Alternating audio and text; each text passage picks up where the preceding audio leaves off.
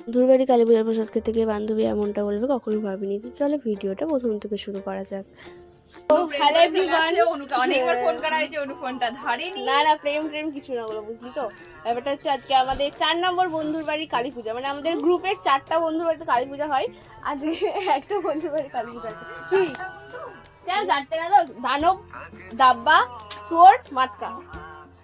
তো 4টা বন্ধুর বাড়ি কালী পূজা হয়, 4 হ্যাঁ, নম্বর বন্ধুর বাড়ি 4 নম্বর বন্ধুর বাড়িতে কালী পূজা। এখন আমরা পুরো গোষ্ঠী মিলে যাচ্ছি। গাইস দেখুন, এই গানটা শুনছি আমরা।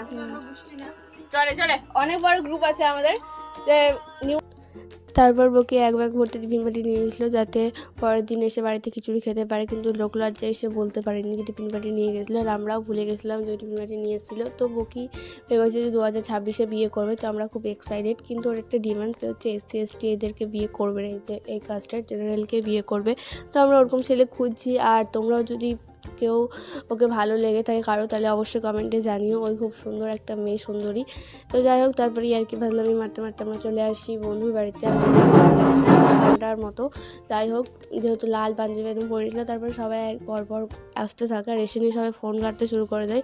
মনে হচ্ছিলো এরা বাড়িতে কেউ ফোন ঘাঁটতে পারে না, এখানেই একটা জায়গা যে মানে শান্তিতে ফোন ঘাঁটতে পারছে। আর তারপরে ঠাকুরকে প্রণাম করে চলে যাই আমরা প্রসাদ খেতে। আর ঠাকুরটা খুবই সুন্দর ছিল। আর তখনও পূজা চলছিলই, মানে শেষের দিকে।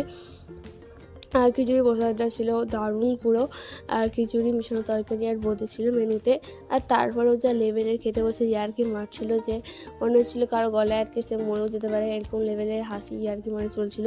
মনে হচ্ছিলো শুধু ওখানে আমরা ছিলাম, কিন্তু না, ওখানে আরও অনেকেই ছিল। ওখানে পাঁপড় নিয়েও টানাটানি, কেউ কারো মাটিতে পাঁপড় পড়ে যাচ্ছে, ওই পাঁপড়ও দিয়ে দিচ্ছে কাউকে খেতে। আর তারপরে বন্ধুকে বাই বলে চলে আসি আমরা বাড়ি। তো আজকের মতো এখানে শেষ করছি, অপেক্ষা করো নেক্সট ব্লগের।